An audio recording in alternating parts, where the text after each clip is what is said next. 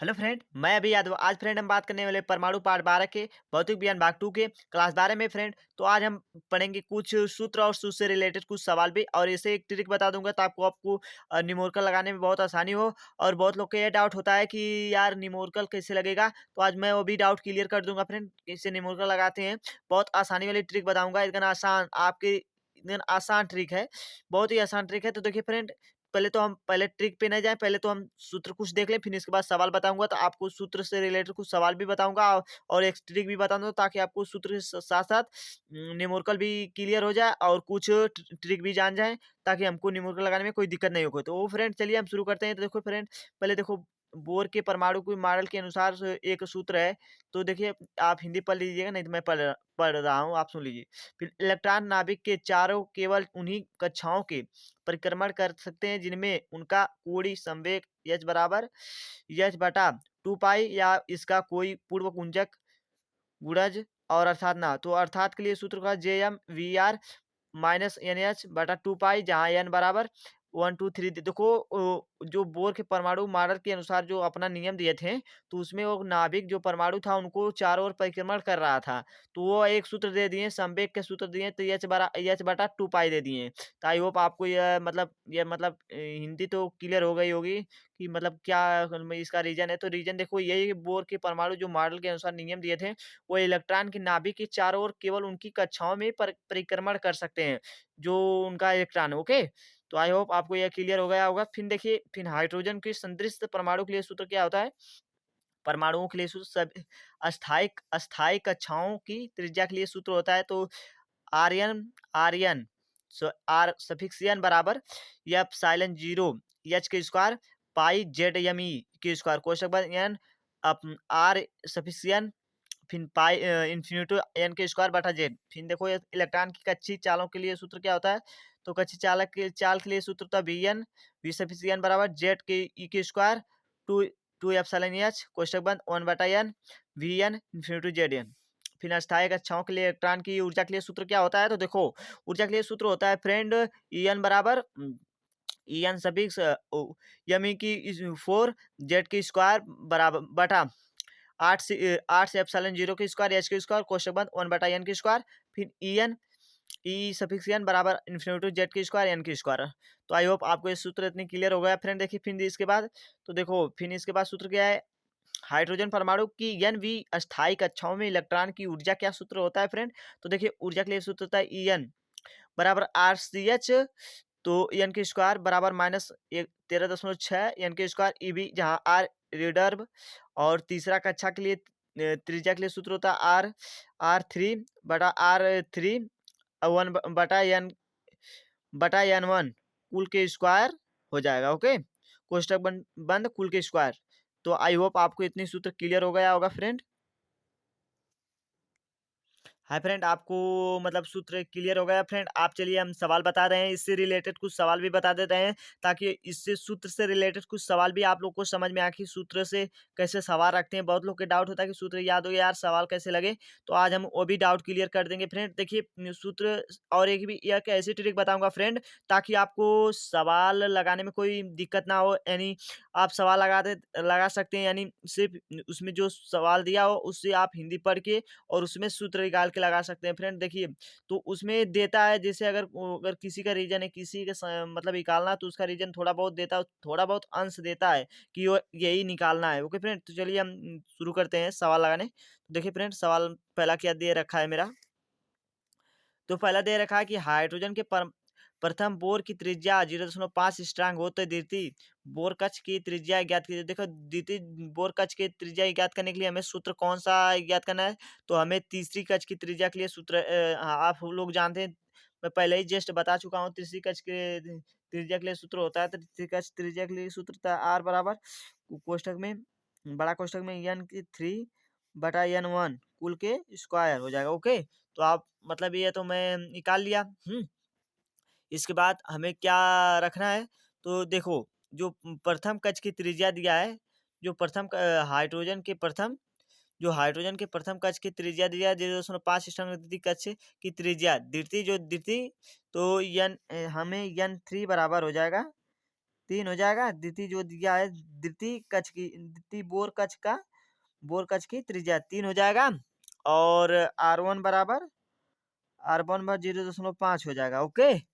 तो फिर एकरे बाद देखो हमें कैसे निकालेंगे, जो अगर हमें इस तरह दे दिया तो हाइड्रोजन प्रथम बोर की देखो 2 नंबर का देता है। अगर दे देगा तो ठीक है, नहीं देगा तभी मैं ये नहीं कर सकता हूँ कि देगा। तो देखो त्रिज्या में 0.5 स्टांग की द्वितीय बोर कक्ष की जो त्रिज्या होती है, तो हमें द्वितीय दिया था, द्वितीय यानी n3 बराबर n3 बराबर 3 हो जाएगा, या 3 बोले जो भी। तो देखो R1 बराबर 0.5 हो गया। फिर इसके बाद हमें क्या याद करना है, तो हमें देखो इसके बाद हमें आर के इन्फिनिटी याद करना है ना, तो आर एन बराबर इन्फिनिटी है ना। मान लो इसका मान है, नहीं तो आर की स्क्वायर हो जाएगा से, है ना। तो इसे छोड़िए, इतनी ज्यादा बताएंगे तो आप लोग समझ में नहीं आएगा। बस देखो ये जो इसकी मान है ना, तो इसकी मान हम इसी तरह पुट कर देंगे। ओके। तो देखो, तो हम इसी तरह इसका मान पुट करेंगे। तो हमें मान तो निकालना, R3 का मान याद करना है ना। तो हम इसी तरह इधर मान रखेंगे। देखो 3 का मान क्या होगा, 3 हो जाएगा।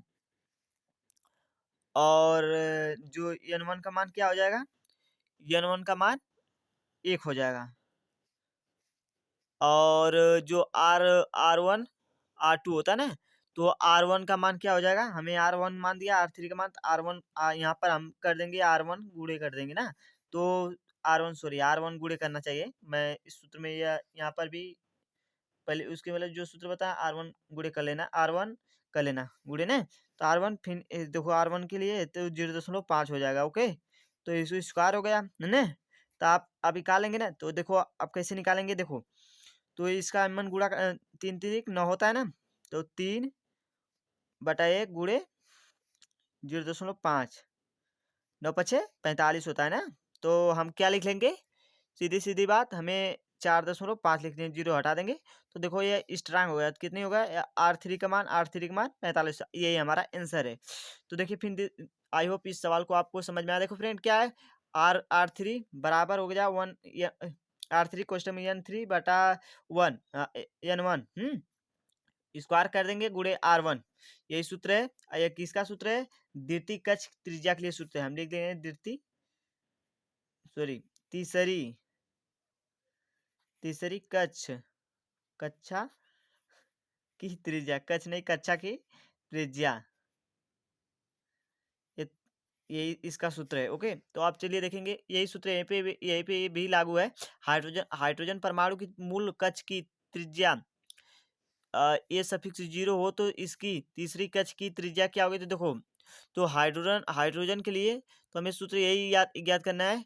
तो सूत्र हमें, तो n1 का मान क्या दे, n1 का मान दे रखा है मेरा, n1 का मान देखा है, ये दे रखा है। फिर आप सोच रहे हैं कि n1 का मान तो नहीं दिया है, तो देखो n1 का मान नहीं दिया तो हम भी एक मान लेंगे। कोई भी अगर इसी तरह दे दिया तो आप एक मान लीजिएगा। ओके।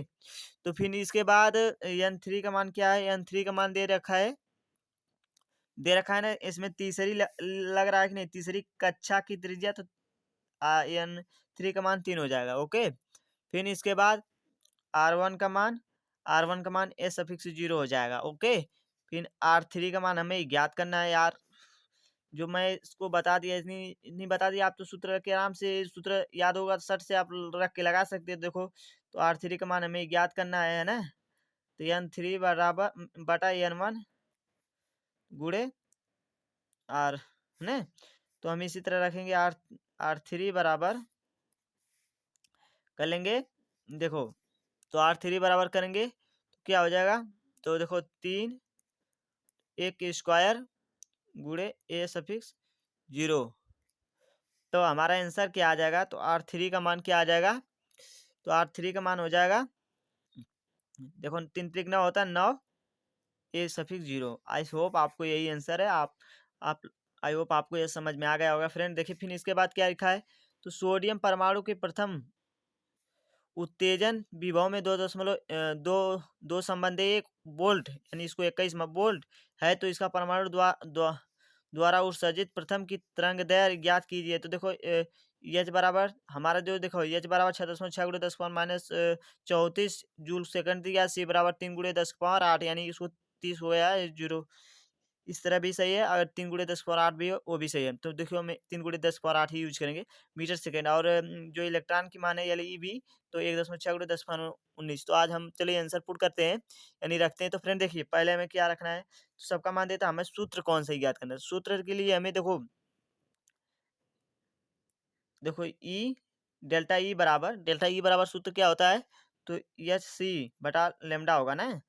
तो हमें एच सी लेमडा होगा, तो हमें किसका मान, लेमडा का मान ज्ञात करना है ना। तो हम इधर करेंगे लेमडा और एच सी, फिर क्या करेंगे डेल्टा ई। तो इसी सूत्र पे पूरा मान पुट करना है, हमें रखना है। तो देखो, तो हमें मान कैसे रखेंगे, देखो राइट। तो एच का मान क्या है, 6.6 गुणे 10 के पावर -34। बहुत आसान सवाल है। फिर इसके बाद सी का मान क्या है, 3 गुणे 10 के पावर 8। अगर 30 भी करेंगे तभी नहीं कोई बात है, आंसर वही आएगा। फिर इसके बाद लेमडा का मान ज्ञात करना है हमें। और ई का मान क्या है, ई का मान देखो, ई का मान हमें क्या दिया है, ई का मान 1.6 गुणे 10 के पावर -19। और दो दो 21 दिया ना, दो संबंधे एक, यानी इसको 21 मानेंगे, संबंधे नहीं, इसको 21 मान ले रहे हैं, संबंधे मंदे नहीं करेंगे। ओके, इसको 21 मान ले रहे हैं। तो देखो 21 हो गया, 21 दिया होगा या पॉइंट दिया है, हम संबंधित करते हैं, इसमें पॉइंट 2.1 दिया, तो इसमें 21 मान लेंगे। तो 21 क्या है, वोल्ट है। आप सोच रहे हैं कि मतलब ये वोल्ट क्यों मान रखे हैं, तो देखो जो वोल्ट, तो इसमें परमाणु द्वारा उत्सर्जित प्रकाश की तरंग दैर्ध्य है ना, जो परमाणु द्वारा उत्सर्जित प्रकाश की तरंग दैर्ध्य है, इसके लिए देखो आप वोल्ट नत कर दीजिएगा, नहीं तो आपका गलत हो जाएगा। तो देखिए ये जो परमाणु जो उत्सर्जित कर रहा है, तो उसको हम उत्सर्जित करने के लिए जब लेमडा ई बराबर है, लेमडा ई, तो हम लेमडा का मान वी वोल्ट को लेमडा के मान की तरह रख देंगे। ओके, तो अब हम इसको गुणा करेंगे, तो 3 का इसके गुणा करेंगे तो 1.98 गुणे 10 की पावर, हम इसमें से इसके घटा देंगे तो कितनी आ जाएगा, 10 की पावर 26 आ जाएगा, -10 की पावर 26। फिर गुणे, है ना। तो हम 1.6 गुणे 21 कर लेंगे, है ना। तो देखो यहाँ पर दशमलव यहाँ पर रहेगा। फिर जो 19 है, 19 इसमें से हम घटा देंगे, सॉरी हम 19 घट जाएगा यहाँ पर माइनस नहीं रहेगा। फिर देखो घटाने के बाद क्या आएगा, तो घटाने के बाद क्या आएगा देखो, तो घटाने के बाद आ जाएगा, कितनी आएगा, तो घटाने के बाद -7 आ जाएगा। तो 9 गुणे 10 पावर -7, हम इसका इसका गुणा करेंगे तो कितनी आएगा, 300 कर लीजिएगा। एक एक एक एक इकाई एक, सॉरी एक एक एक छक्का 6 हो जाएगा, नहीं यहाँ से उल्टा कर देंगे, 6 इकाई 6 हो जाएगा, तो 6 लिख दिए। और 6 का 18, अब आएगा 336 कर लीजिएगा। फिर देखिए, फिर इसके बाद हम उसमें भाग दे देंगे तो आंसर कितनी आएगा, देखो आंसर आने के लिए, तो आंसर आएगा कितनी, तो दशमलव लगा के हम यहाँ पर दशमलव लगा देंगे तब आएगा।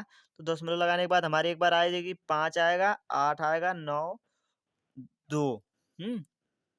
तो हम पूरा लेमडा का मान क्या हो जाएगा, दशमलव हटा देंगे तो 5 8 9 2 गुणे 10 पावर -7, ये आपका आंसर है। ओके, आई होप इस सवाल को, बहुत आसान सवाल है।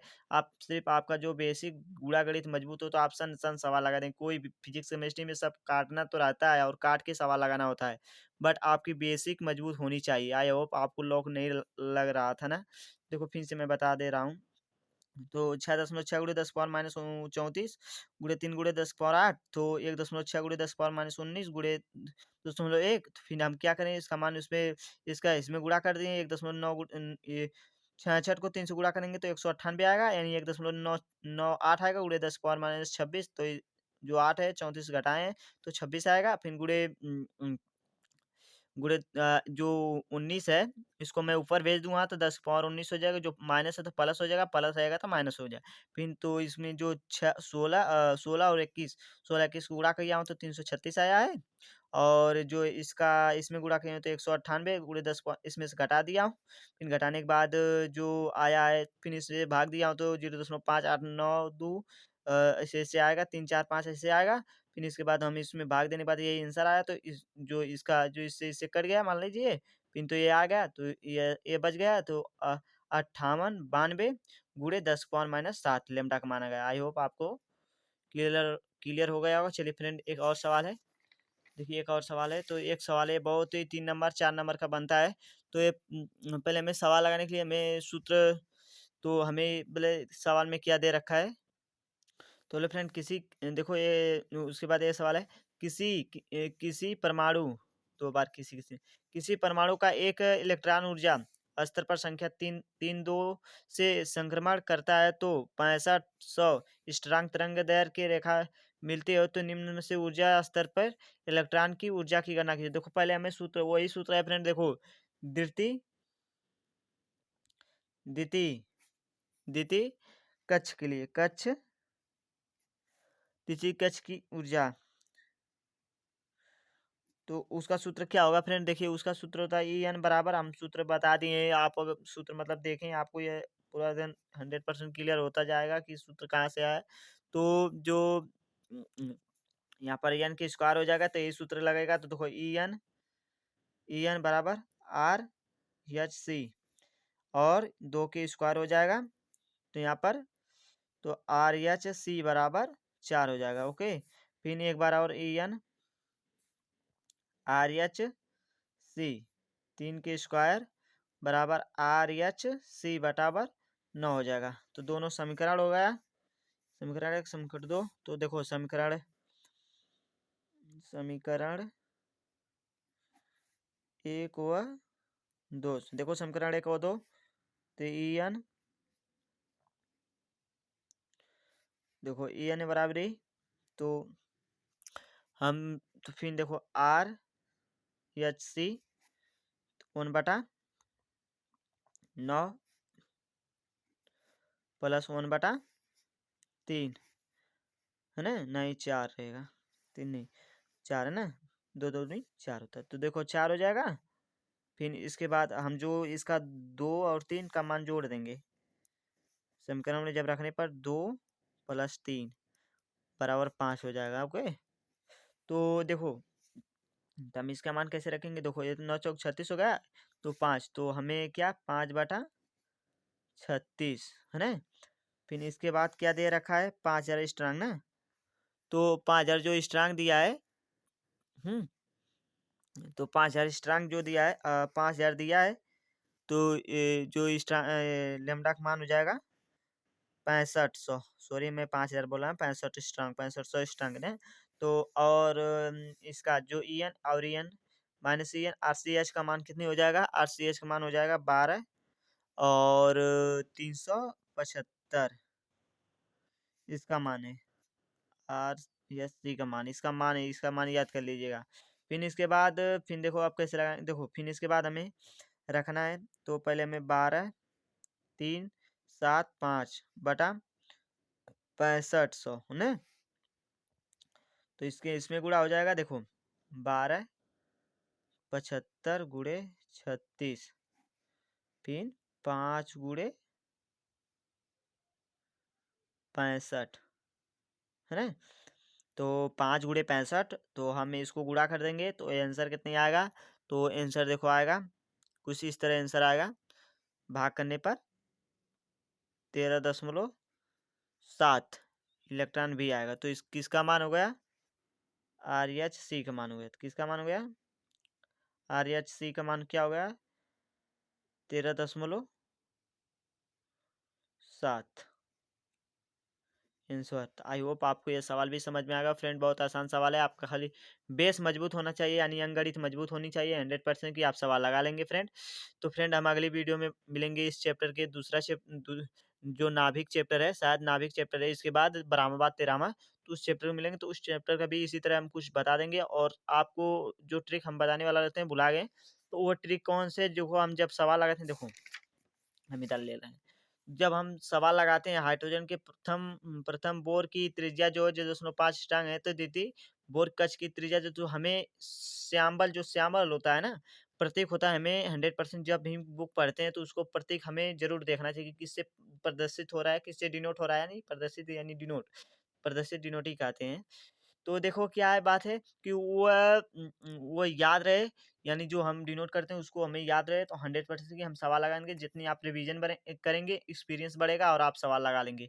आई होप आपको ये सवाल और सूत्र समझ में आया होगा फ्रेंड। तो फ्रेंड हम अगली वीडियो में मिलेंगे। Okay, bye bye, take care.